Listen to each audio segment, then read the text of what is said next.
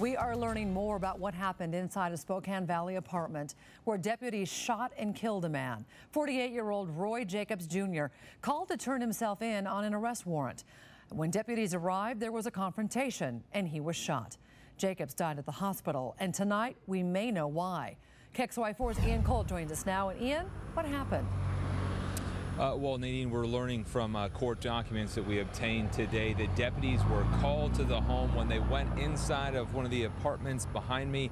They heard shouting from outside, then they went inside, and that is when this confrontation happened.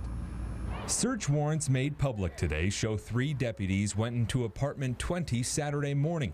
Roy Jacobs Jr. was sitting in a chair, appeared to be intoxicated, and was struggling with a woman. Investigators say Jacobs had a 12-inch knife in his hand.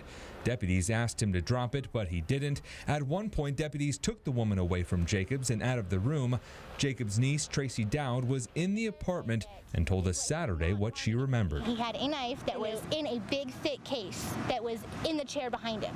I did not see it in his hand at all. I did not see him make anything aggressive towards the cops. I seen him take one step forward, and that was it. But investigators say Jacobs had the knife in his hand, stood up from the chair, faced deputies, then held the knife up in a threatening manner. Something transpired to where one of our deputies shot the individual that had the warrant. Yesterday, we talked with Roy Jacobs' oldest son, Joe Beck. He says his dad was funny, charming, and could be rowdy at times.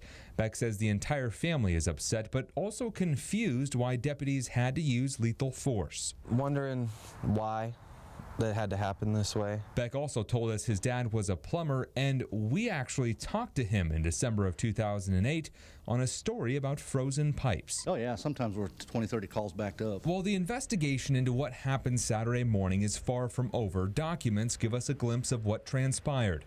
But we'll never know what was going through Roy Jacobs Jr.'s head that morning. We also learned from these court documents that it was Deputy Jared Keene that pulled the trigger. The medical examiner released a cause of death for Jacobs today as a gunshot wound to the stomach.